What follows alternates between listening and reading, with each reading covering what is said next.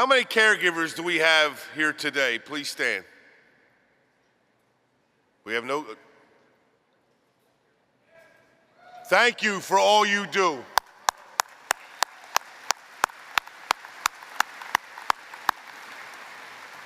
Filling a caregiver role for our nation's veterans is not an easy task. The diverse, complex issues our veterans face require a unique degree of care and support. Balancing everyday life with the health care needs of a veteran can cause mental, emotional, and physical distress for the caregiver. Caregivers need proper support, and every one of us can help today. To tell us how, here with more is VFW Executive Director of our Washington office, Ryan Gallucci.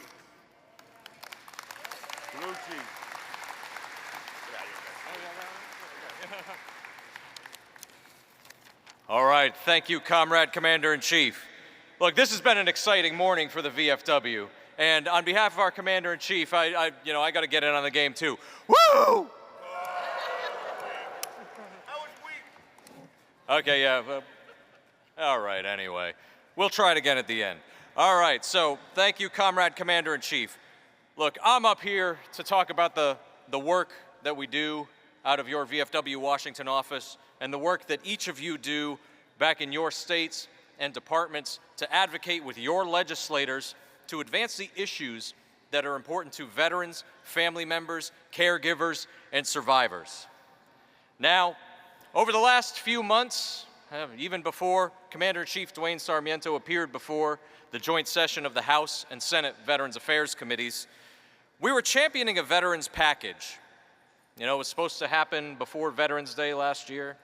It was supposed to happen before the end of the year. It was supposed to happen before our Washington conference and the Commander-in-Chief's testimony. But there were fierce negotiations happening behind the scenes on what is now H.R. 8371, or commonly called the Elizabeth Dole Act. This is a big veterans package that's up for consideration before Congress. And it has provisions in it that not only help those hidden heroes, those caregivers who care for our veterans. I mean, many of you are here in this room. Many of you were caregivers before we even knew what to call it. But aside from the caregiver provisions in that bill, there are provisions to improve health care for our veterans. There are provisions to improve GI Bill benefits for veterans looking to go to college. There are so many provisions in this bill that would help just about every veteran, family member, caregiver, survivor in this room, that it is our top priority to get this done before the end of the year. Now, it's disappointing to say that. We wanted it done last year, and here we are again. Now, here's what we're asking for. You may have seen in your Action Corps Weekly that the VFW hosted a press conference with Senator Elizabeth Dole and our partners from other veterans organizations at the VFW Washington office championing H.R. 8371, the Elizabeth Dole Home Care Act. Now, this has been months and months of negotiation behind the scenes, bipartisan negotiation between Republicans and Democrats to make sure that we had the best possible policy for our veterans, but we're not quite there yet.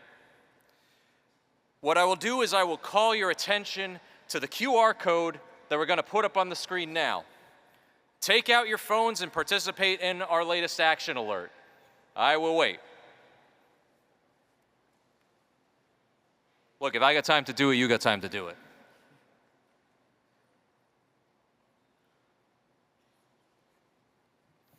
There we go.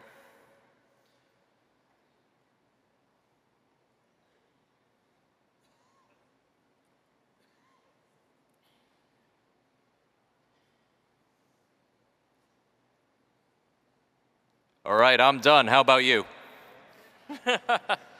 All right, look, so here's what's happening. We have bipartisan negotiation, and there's a group that we need to get on board when they're back home in their districts. The House Democratic Caucus has some concerns about the bill, but I think we can easily address those.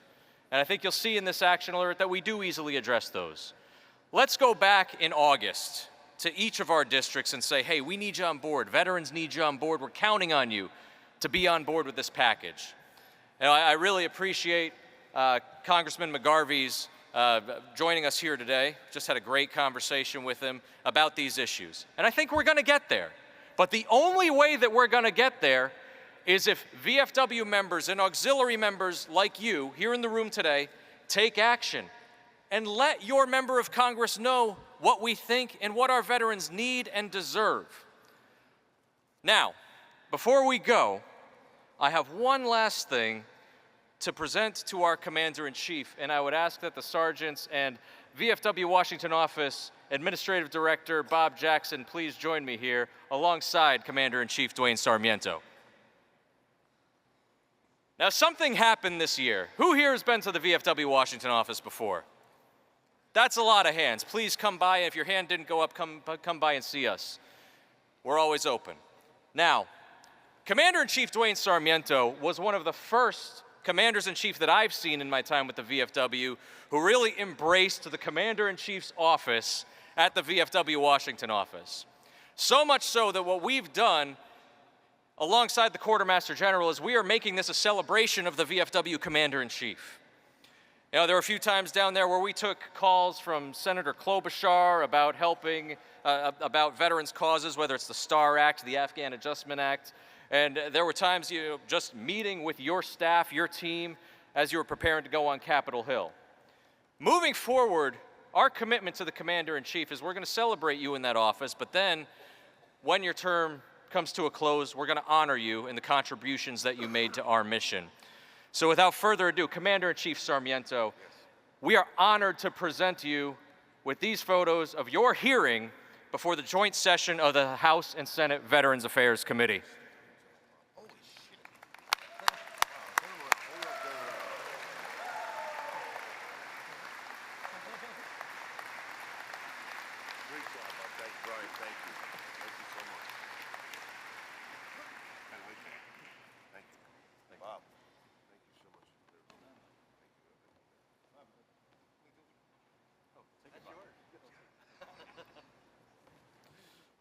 Comrade Commander-in-Chief, that concludes my report.